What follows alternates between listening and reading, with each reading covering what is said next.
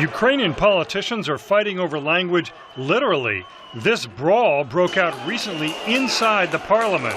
With parliamentary elections looming in October, Ukrainian President Viktor Yanukovych wants to energize his Russian-speaking base. On Wednesday, he signed a law to partially restore privileges to Russian, the language favored when Ukraine was part of the Soviet Union.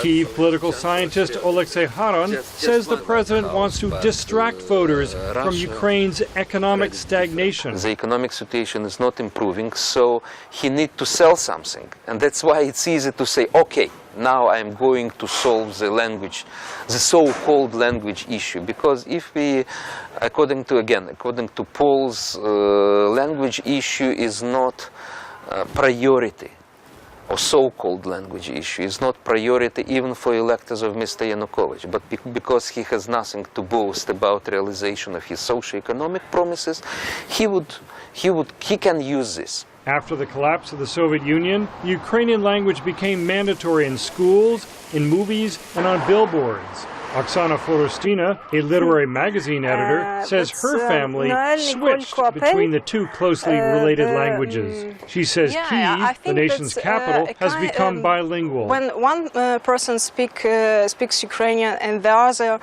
answers in Russian, it's something so common here that we don't even mention this thing. And I think people who come here from elsewhere could be very surprised, because there are not a lot of places in the world when you can see something like that. Evgenia Tymoshenko moved to London in 1994 at age 14.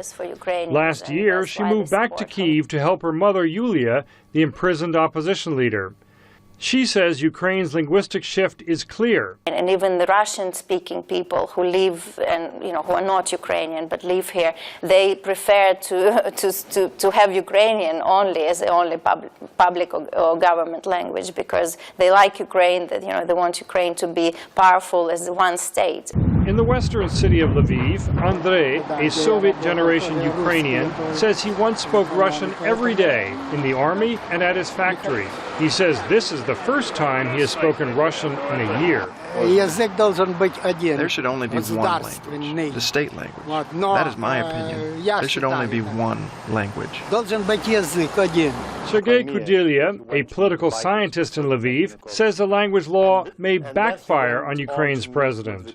Kudelia says voters may think Yanukovych is promoting Russia's interests over those of Ukraine. The introduction of the regional language law may help the opposition to mobilize its voters against Yanukovych.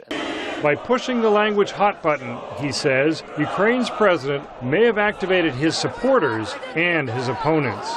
James Brook, VOA News, Lviv, Ukraine.